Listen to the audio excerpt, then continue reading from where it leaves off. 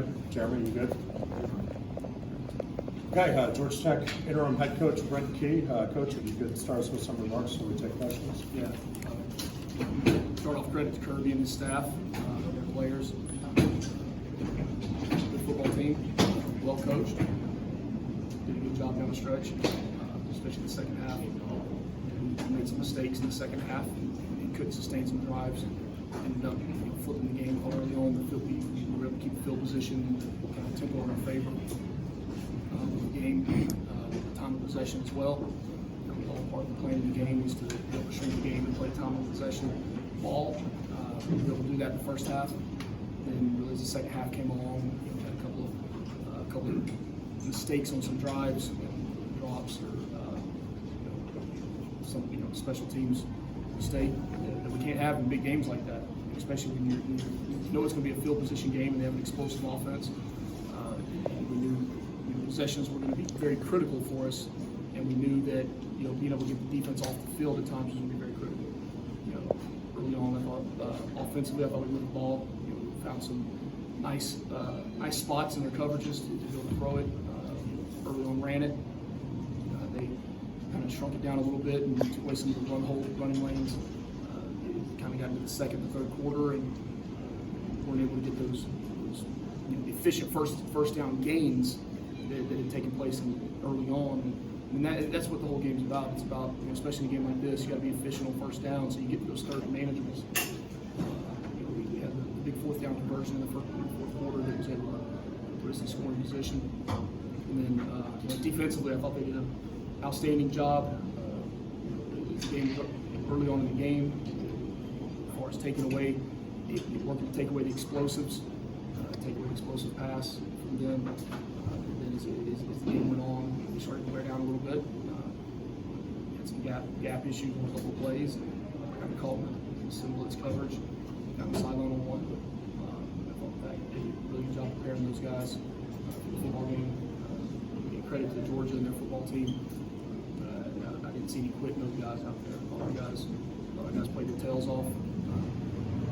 Clock at 0. And that's something to build off of. It is going into the offseason now. So with that, we'll take any questions. Questions?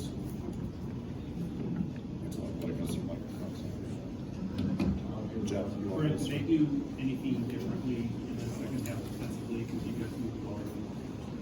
Yeah, no, I mean, they a couple more single dog pressures to really single people up front, constricted the advance, and notice some issues kind of on the edge of the defense where we were able to take advantage of early on, and then they really shored that up in the second half. So again, credit to them for making the adjustments. Just got to continue to work, be consistent in those areas throughout all 4 quarters of the game. You're not a moral victories guy, but you were playing number 1 in the country. You had them on the ropes for well into the third quarter. Just can you talk about the way the teams fought and kept fighting this season and kind of what your expectations even were going into this game against a team like that? Yeah, expectations were to win the football game. That's what our expectations are every game we play. You play the game to win. You don't play to come in second. You play the game to win. And that's what we prepared for in the week. We prepared to come here to win a football game. There is no other outcome that's acceptable. And that's the way we approach the football game. And did we play hard? We played, yes, we did. We played really hard. Our guys extremely dialed in. Yes, we have a good plan of attack. Yes, we have a good overall plan. Yes, we'll be able to come out on top and Jackson. Coach, now that the season's done and you've coached 8 games, do you feel that you've done enough to be the head coach of this program moving forward? I will talk nothing about that right now. This is 100% about the kids in that locker room, how they persevered this season, how they played. I respect your question, but this is solely about the kids in that locker room and the coaches that worked so hard this season. Kelly. Obviously, you guys were thin at DB with KJ out, and obviously Jalen's been out most of the season. Just talk about that group. It seemed like they made big plays. Clayton Powell-Lee was real big for you today.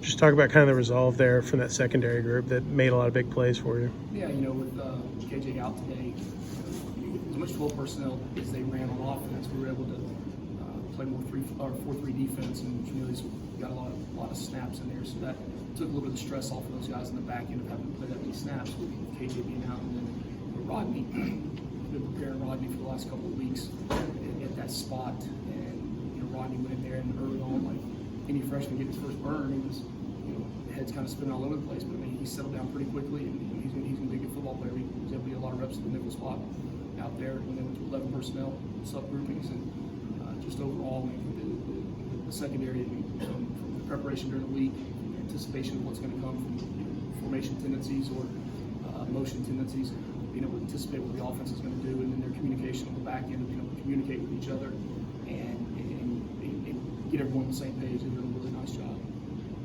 Okay. You mentioned that there were a few mistakes like the drop pass and from the snap. How much of that affect to just reducing kind of the chances you guys had to do?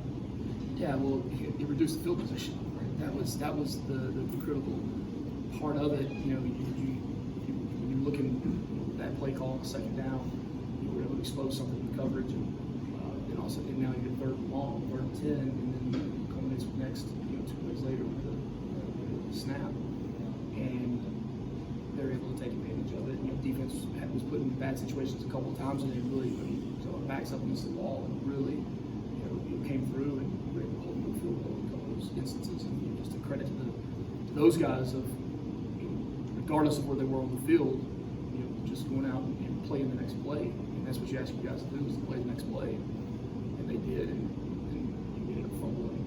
I believe it was the next drive after that. So you're looking at 2 consecutive series there where the ball, field position wise, never really crossed the 30.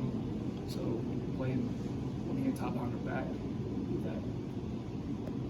Kelly. Can you talk about the opening script you guys had on offense? That was probably one of the better opening scripts, and then the Chip's done the last couple of weeks with the quarterback situation. And you're on your 3rd and 4th quarterback playing number 1. You play the hand you're dealt, and there's no reason to sit around and complain about it or worry about it. I said it last week, the more time you spend complaining about it, the less time you're spending on finding a solution. And collectively, the staff has rallied together really for the last 9-10 weeks. And it worked every week to put the best plan together. I thought we put a really fine plan together. We would take advantage of some things formationally, personnel-wise, within that, but also it played to the strengths of those quarterbacks. And that's what you look to do. You got to play to the strengths of your players and put your players in a position to make plays regardless of who's out there. Jeff. I understand this is about the kids and you want to keep the focus here, but it's also been a little bit about you. So is there any way you can just address what this experience has been like for you and how important it's been for you? Yeah, I mean, get a chance to be the head coach of alma mater for the last 8 games. I mean, it's very special. It's very special to coach a group of kids like that. I mean, to do what those kids have done and to play as hard as they played. The clock was 0 out there today. And such a credit to the kids and the leadership in that locker room, leadership, throughout the week that they give to each other. Talk about ownership early on in this. And players having ownership, with that comes usually the responsibility and accountability with it. And they bought into that full 100%. They bought into every part of it. And you can have ownership in your own team as a player. It really is a empowering thing. So yeah, it's been a real joy and outstanding time to coach these kids. Is it fair to say as a follow-up that there's a good feeling now potentially with what happens? I didn't come out lost. Yeah, I'm sorry, but I've never had a good feeling after a loss. 22 years ago, I walked off that field and won a loss, and that's next time I come here. It's like every game you come to win, you play to win, and that's the 100% goal we have. We'll wrap up with one with Ken. After the game, you and Kirby shared what your words look like, and how can you share it? Known them a long time. Played against each other on that field. Recruited against each other. Coached each other for a long time. So go way back.